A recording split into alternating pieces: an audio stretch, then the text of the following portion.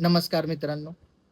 जर तुम्ही निराधार योजना, श्रावणबाळ सेवानिवृत्ती योजना, इंदिरा गांधी राष्ट्रीय योजना किंवा दिव्यांग पेन्शन योजना या सगळ्याचा लाभ घेत असेल तर तो आता बंद होणार. हो, जर तुम्ही हयातीचा दाखला काढला नाही तर यापैकी तुम्हाला कुठलाही लाभ मिळणार नाही. जी तुम्हाला पेन्शन भेटत होती त्या पेन्शन तुम्हाला मिळणार नाही आहे, कारण की हयातीचा दाखला आता कंपल्सरी केलेला आहे. हा तुम्ही घरी बसल्या आपल्या मोबाईलवरती बनवू शकता. तुम्हाला कुठेही जायची गरज नाही आहे. ते तुमच्या मोबाईलवरतूनच होणार आहे. प्ले स्टोअरमध्ये जाऊन आधार फेस आर डी इन्स्टॉल करा.